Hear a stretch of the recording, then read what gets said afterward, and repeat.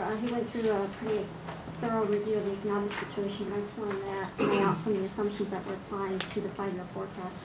We're assuming that the economy will grow at very moderate rates. We are assuming that there'll be higher inflation and low unemployment. And the slide should actually say housing and commercial development will continue but at much lower rates than we've had historically. First area I want to discuss briefly is the expenditures, the assumptions that we're applying in the expenditure budget. About 80% of the budget is made up of personnel costs, so I want to spend a little bit of time in that category. All the salary increases that are currently scheduled based on the MOU agreements that we have with bargaining groups are calculated and included in the forecast assumptions. We are assuming no raises, though, after fiscal year 2010 when the current MOUs expire. But we do have budgeted step increases for employees who are jumping from step A to B to C to D and so forth. So we do have that in the assumptions. And we are not assuming, we're assuming 100% funding for all positions, meaning that we're assuming that every position in the city will be filled at all times. So that creates some conservative estimates in terms of the salaries assumptions. Although that's not as unreasonable as it may seem, because we've had hiring freezes on, and basically we have a very low number of vacancies right now. Part of where that cap or that excess might occur is when we fund positions that are kept vacant because of the hiring freeze that we've been under basically for the full year, and we're planning to continue. That amount of money is not going to be very great, and it's not unreasonable to apply that 100%. Healthcare cost, we've seen significant increases in this category, and we're assuming that this will continue because every report that we read and really everything that you hear on the news in terms of healthcare costs is that it will continue to grow. So in the assumptions, we are assuming for throughout the 5-year forecast that we will see 10% increases each year. Maria, if I may back up for just a second. Other area I want to talk to you about briefly is our CalPERS retirement costs. As you can see, I know we've showed this slide several times, is we had a significant increase in the amount that we have to pay to CalPERS, primarily back in the beginning of 2002. A lot of that had to do with the investment losses that CalPERS experienced over the early period of the 2000s timeframe. Now with the rate stabilization method that they use, they've smoothed out the way that they take into account the investments, the gains and the losses, so it's much more of a smoothing process that takes into place. So we are assuming that we will have continued increases in the contribution rates because of the golden handshake, and we do have the MOUs that take into account there are costs for that. But we're not assuming any large deviations in the contribution rates like we have historically. So there's a little bit more of a stabilization there. It makes it much more easier in terms of having to deal with part of the budget. And again, we are assuming that it will go up slightly because of the early retirement program, so that is included in the assumptions in the report. I want to share this report with you because this is something that we often read about in terms of agencies, in terms of what their unfunded liability is. And currently we are close to 86% funded with combined public safety and miscellaneous group, which is adequate funding for our retirement pool. Next slide, we talked a little bit about this when the auditors were here in terms of the OPEB retirement health benefit liability.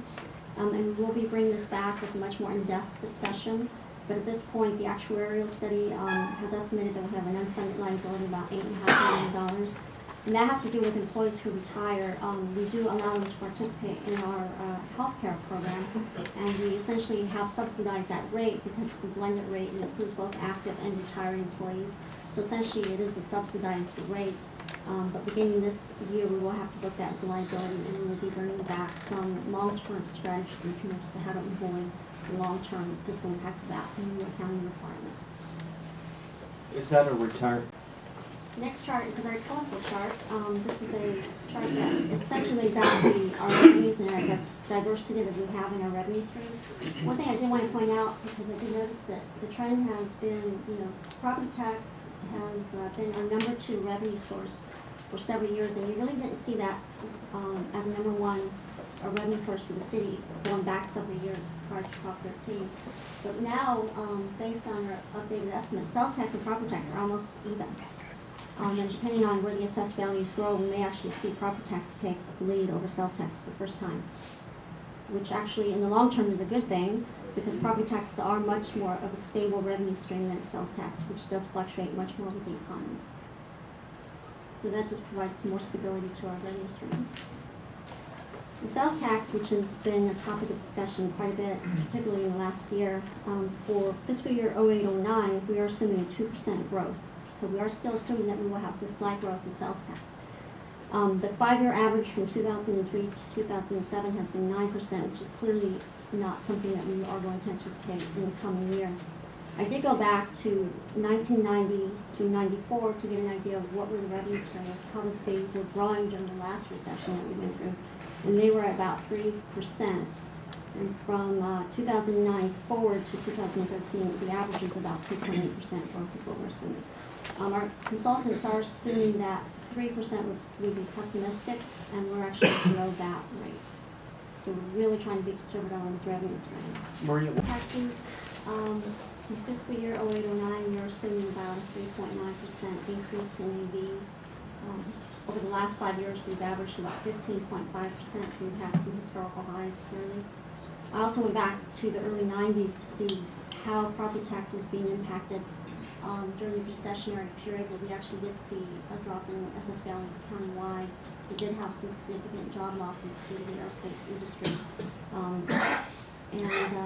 So from 1990 through 94, we actually saw a 10% increase in AV. And then 95 through 99, we saw a 4% increase in AV.